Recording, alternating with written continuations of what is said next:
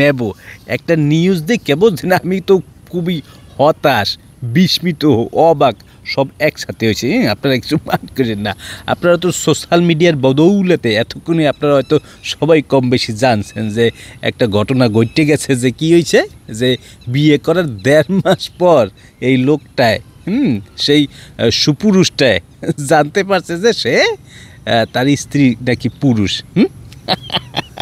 বিষয়টা হাস্যকর হইলো কিন্তু বিস্মিত চমৎকার।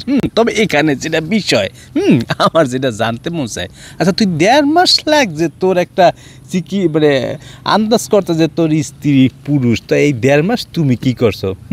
এখন তো আমার সন্দেহ জাগতে আছে সে কি পুরুষ না, এইটা একটু মানে করা উচিত।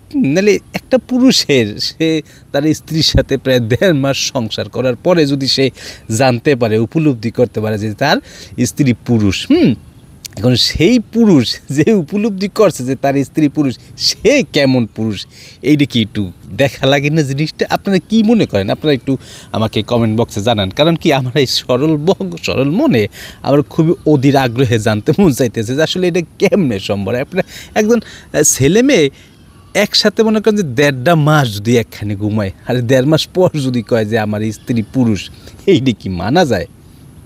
এইটা দাদু আমরা মানলেও আমি মানতে পারি না।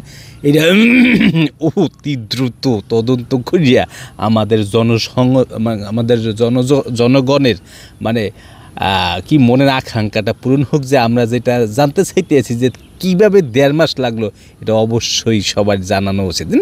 তো আপনারা তদন্ত শুরু করেন, আমরা রিপোর্টের জন্য অপেক্ষা করব।